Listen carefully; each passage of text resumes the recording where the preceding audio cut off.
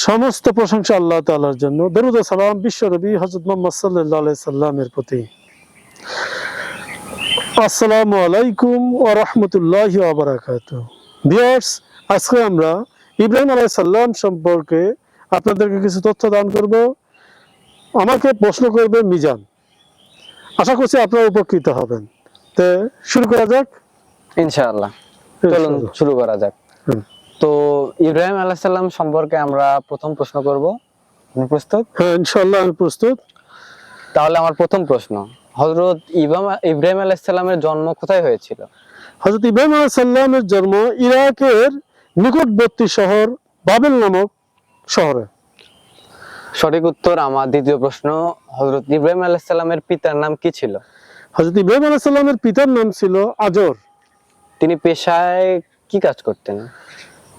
হযরত ইব্রাহিম আলাইহিস সালামের পেশায় ছিলেন, ইব্রাহিম আলাইহিস সালামের পিতা ছিলেন একজন পুরোহিত, সে আগুনের উপাসক ছিল।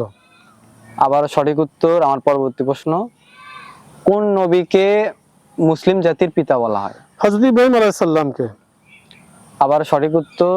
আমার পরবর্তী প্রশ্ন, হযরত ইব্রাহিম আলাইহিস সালামের কতজন স্ত্রী ছিল? হযরত ইব্রাহিম আলাইহিস সালামের স্ত্রী ছিল দুইজন, একজন বিবি সারা ও বিবি হাজেরা। আবারও সঠিক উত্তর। আমার পরবর্তী প্রশ্ন, হযরত ইব্রাহিম আলাইহিস সালামের কতজন সন্তান ছিল? ইব্রাহিম আলাইহিস সালামের সন্তান ছিল দুইজন, একজন হযরত ইব্রাহিম আলাইহিস সালাম, হযরত ইসমাইল আলাইহিস সালাম, দ্বিতীয়জন ছিল হযরত ইসহাক আলাইহিস সালাম।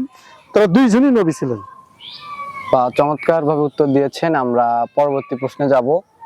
হযরত ইব্রাহিম আলাইহিস সালামের সময় একজন জালেম শাসক ছিলেন, তার নাম কি ছিল? তার নাম ছিল নমরুদ। বা চমৎকার, আবারও সঠিক উত্তর দিয়েছেন। আমরা পরবর্তী প্রশ্নে যাব। কোন নারীকে পৃথিবীর দ্বিতীয় সুন্দরী নারী হিসেবে অভিহিত করা হয় বলা হয় ইসলামের ইতিহাসে? হযরত ইব্রাহিম আলাইহিস সালামের স্ত্রী হযরত সারা আলাইহিস সালামকে দ্বিতীয়তম সুন্দরী নারী হিসেবে আখ্যায়িত করা হয়েছে। ঠিক আছে বন্ধুরা, আজ এই পর্যন্তই। আশা করি আপনারা আমাদের পাশে থাকবেন।